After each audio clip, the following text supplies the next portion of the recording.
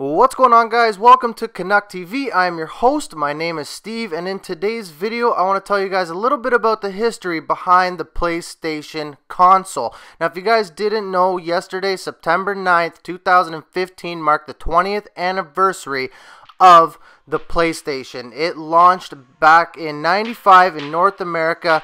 A little bit before that, in December in '94, it did launch in Japan, but us here in North America got it back in '95. So I want to tell you guys a little bit about the history behind the PlayStation, something that you may or may not know. And if you don't know, this is some history right here. And to be honest with you guys, I didn't know this as well, but I started Googling the history of the PlayStation and I came up with this. So I bet you guys didn't know that Nintendo and Sony were working together on the first CD-ROM entertainment console for your home. The first concepts of this PlayStation dated back in '86 between a joint venture between Nintendo and Sony.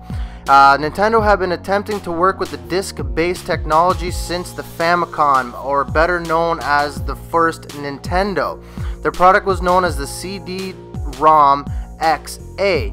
Now, there was this guy named Ken Kutaragi, I guess is how you would spell it. He worked with PlayStation, but he also worked with Nintendo behind Sony's back. And this guy was actually the one that sold Nintendo the SPC 700 processor for the use as an 8-channel ADPCM sound set in the Super Nintendo console.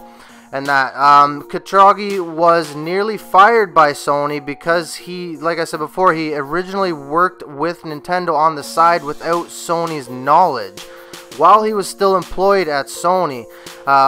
It was then the CEO who recognized the potential in his chip, and in working with Nintendo on the project, he kept Kutaragi on at Sony, and it was not until Nintendo canceled the project that Sony decided to develop its own console, better known as the Sony PlayStation, which we all love to this day.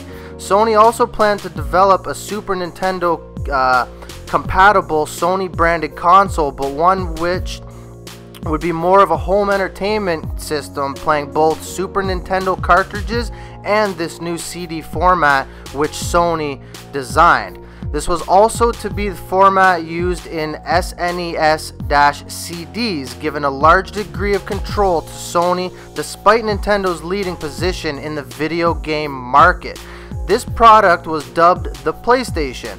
It was to be announced at the May 1991 Consumer Electronics Show.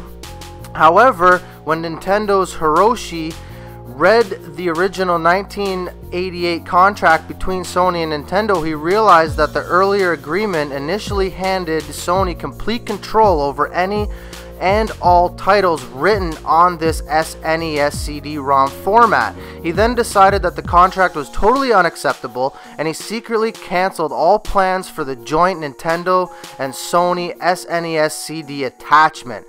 So with that being said, he read this old contract dated back from 1988, and he just decided that they control and they created this CD-ROM console technology, so they just backed out. And now Sony is one of the biggest consoles of all time. So I hope you guys enjoyed the video. I hope you guys enjoyed that little history. I will leave the link in the description down below to the Wikipedia article where I found this information. So there's a lot more to read, guys. I couldn't cover it in one video, but I'm telling you guys, head over there. There's lots of cool stuff about the Sony PlayStation. Again, guys, I hope you guys enjoyed the video. If you did, hit that like button. If you're new to the channel, hit that subscribe button on your way out, and we'll see you guys next time.